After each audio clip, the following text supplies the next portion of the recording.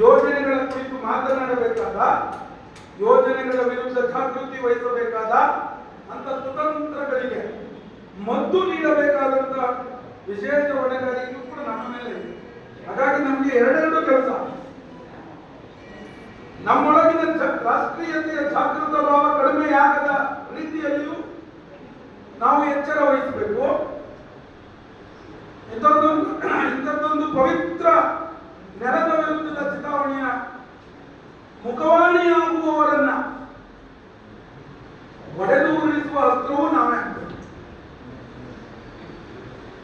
ಜಗತ್ತಿನ ಇನ್ಯಾವುದೇ ರಾಷ್ಟ್ರೀಯವಾದಿಗಳಿಗೆ ಇಲ್ಲದ ಸವಾಲು ಭಾರತದ ರಾಷ್ಟ್ರೀಯವಾದಿಗಳಿಗೆ ಅಥವಾ ರಾಷ್ಟ್ರೀಯ ಪರ ಚಿಂತಕರಿಗೆ ಇದೆ.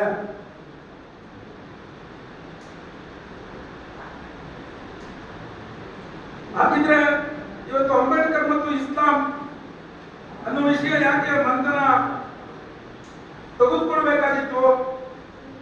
ಅಂಬೇಡ್ಕರ್ ಮತ್ತು ರಾಷ್ಟ್ರೀಯತೆ ಅನ್ನೋ ವಿಷಯ ತೆಗೆದುಕೊಳ್ಬೋದಿತ್ತು. ಅಥವಾ ಈ ರಾಷ್ಟ್ರದ ನೆಲಮೂಲ ಸಂಸ್ಕೃತಿಯ ಶ್ರೇಷ್ಠತೆಯ ಮನನದ ವಿಷಯವನ್ನು ಆಯ್ಕೆ ಮಾಡಿಕೊಳ್ಬೋದಿತ್ತು. ಇಡೀ ಜಗತ್ತಿಗೆ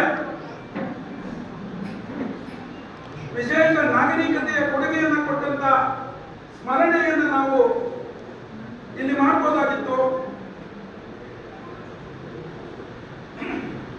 ಯಾಕೆ ಅಂಬೇಡ್ಕರ್ ಅಂತ ಶ್ರೇಷ್ಠ ಧರ್ಮಶ್ರೇಷ್ಠ ಚಿಂತಕ,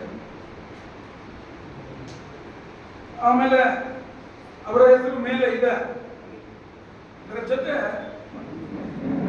ಇಸ್ಲಾಂ ಅನ್ನುವ ಒಂದು ಹೆಸರನ್ನ ಜೋಡಿಸಬೇಕಾದ ಅನಿವಾರ್ಯತೆ ಒಂದು ವೈರುಧ್ಯ. ಒಂದು ಅಪಶಕುನ ಅಂದ್ರೆ ಒಂದು ಒಳ್ಳೆಯ ಕಾರ್ಯಕ್ರಮವನ್ನು ಮಾಡುವಾಗ ಒಂದು ಅಪಶಕುನ ಅಂತ ಭಾವಿಸುವಂತ ಒಂದು ಸೂಚಕವೂ ಹೌದು. ಇಷ್ಟೆಲ್ಲ ರಾಷ್ಟ್ರೀಯ ಪ್ರೇಮಿಗಳ ನಡುವೆ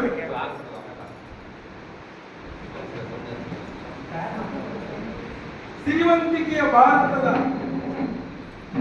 ಅನ್ಯ ವಿಷಯಗಳನ್ನು ನಾವು ಚರ್ಚೆ ಮಾಡಬಹುದಿತ್ತು. ನಮ್ಮೆಲ್ಲರ ದೃಷ್ಟಿ ಸಹಿತವಾದದ್ದನ್ನೇ. ಯಾಕೆ ಈ ಮಾತನ್ನ ಹೇಳಿದೆ ಅಂತಂದ್ರೆ,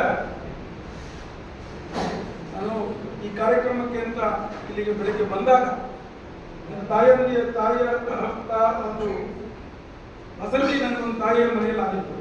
ನಾನು ಆ ಮನೆಯ ಒಪ್ಪುವಾಗ ಬಾಲಗೋಕುಲ ನಡೆಯಿತು. ಬಾಲಗೋಕುಲದ ಕೊನೆಯಲ್ಲಿ ಆ ಮಕ್ಕಳಿಗೆ ಆ ತಾಯಿ ಹೇಳಿಕೊಟ್ಟದ್ದು ಭಾರತ್ ಮಾತಾ ಕಿ ಜೈ ಅನ್ನುವ ಮುನ್ನ ಸರ್ವರಿಗೂ ಒಳಿತಾಗಲಿ ಎನ್ನುವ ಒಂದು ಆಲೋಚನೆ. ಎಲ್ಲಿ ಹಿಂದೂಗಳು ಸೇರಿದ್ರು, ಎಲ್ಲಿ ಹಿಂದೂಗಳು ಗುಂಪಾದ್ರು, ಎಲ್ಲಿ ಹಿಂದೂಗಳು ಚರ್ಚೆಗೆ ಇಳಿದ್ರು, ಎಲ್ಲಿ ಹಿಂದೂ ಸಮಾಜ ತನ್ನ ಒಟ್ಟುಗೂಡಿಕೆಯನ್ನು ಕಾಣುತ್ತೋ ಅಲ್ಲೆಲ್ಲವೂ ಕೂಡ ವಸುದೈವ ಕುಟುಂಬ ಕೆಲಸ.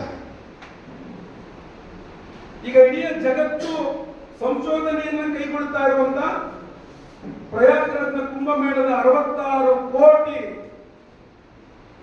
ಒಟ್ಟುಗೂಡಿದ ಪರಿಣಾಮವು ವಸುದೈವ ಕುಟುಂಬ ಕಲ್ಪನೆ. ಆದ್ರೆ ಈಗ ನಾವು ಒಟ್ಟುಗೂಡಿದ ಸಹಿತದ ಅಂತಾರಾಷ್ಟ್ರೀಯ ಶಾಂತಿಯನ್ನು ಬಯಸುವಂತ ಇಂಥದೊಂದು ಹೆಮ್ಮೆಯ ಸಮಾಜ ಇಂದು ಒಂದು ವಿಷಯವನ್ನ ಅವಲೋಕನಕ್ಕೆ ವಿಶೇಷವಾಗಿ ಪರಿಗಣಿಸಬೇಕಾದಂತ ಒಂದು ಸ್ಥಿತಿ ಬಂದು